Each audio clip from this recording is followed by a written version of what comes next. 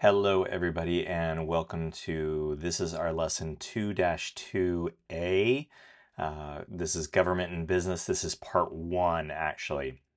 Our topic is business types in government, but this time we're talking about government and business, and as I said, this is part 1. So let's kind of go get started with this. So in this part A, we're really going to talk about brief American history and context of government and business. Okay, so all right, so here we go. History and context of government in business. Now, the natives of the United States of America, the original settlers of North America, were the Native American Indians. The Vikings were the first Europeans to reach North America. In 1492, of course, came Christopher Columbus, and then who was followed up later in 1607. That was when the first official settlement from a band of Englishmen in Jamestown, which of course is present-day Virginia.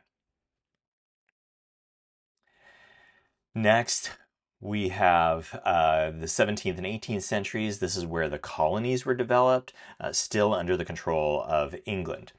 And of course, in 1775, y'all know what happens next. If you know your history, we had the Revolutionary War. And that's where things started to get interesting, started to change a little bit. So, in the beginning, in the earlier colonial life, people primarily lived on small farms. They were self-sufficient. So, really, the role of government in business was limited accordingly because they all took care of itself. But by the time the American Revolution came along, there was this emerging middle class. There was the battle cry of pursuing unalienable rights of life, liberty, and property. Well, the role of government in business was increasing. But even still, by today's standards, it was fairly limited. Well, in 1787, when the U.S. Constitution was adopted and established, it established that the whole nation was basically a unified market. And so in the Constitution was laid out these principles. This is what the federal government, these are things the federal government would do. So here they are. First was money. They created money and it regulated its value. Next was providing protection, protecting businesses and people with the police, the fire departments, and the military. Then there was these things called tariffs. This was a way to regulate activities with foreign nations. They created these tariffs, and tariffs are actually taxes on imported goods from foreign countries. So when you brought in a good or a service from a foreign country, there was a tax put on it that the company who brought in that good had to pay to the federal U.S. government.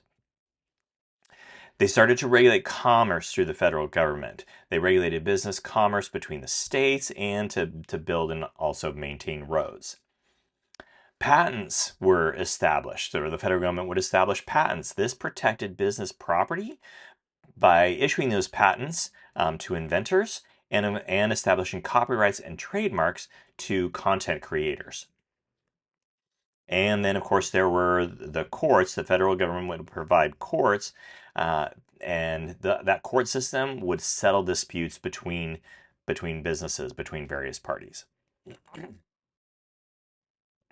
So the government's role in business continued after the Constitution was established and established all the things that the government would do. The federal government would actually then start its very own business, which was the U.S. Post Office. Now, when it came to some of the ideas, there were actually some rival beliefs. Now, Alexander Hamilton here, he believed that our economic growth would come from diversified shipping, manufacturing, and banking.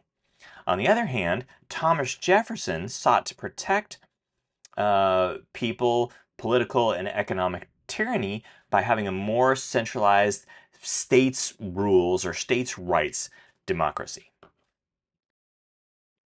Well, as time went on, and the country grew, the economy grew, business became more and more complicated. And so the government's role in business grew through government regulations.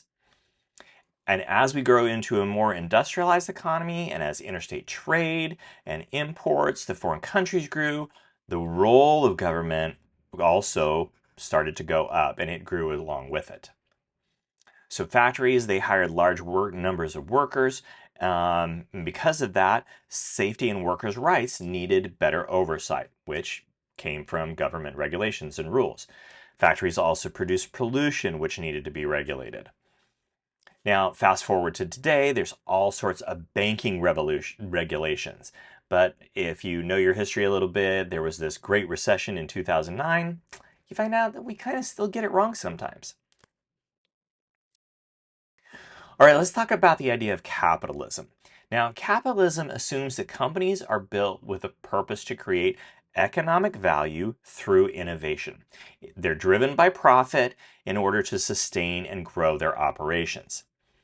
Now, the United States' country's economy was and is built on this principle of capitalism. But healthy capitalism also assumes that healthy competition exists. However, sometimes that isn't always the case. So we're going to talk about something called pure competition. Now, pure competition it's a market where a large number of companies provide essentially the same product. Now, let's give a quick definition of a market. So think market, okay? Market. What is a market?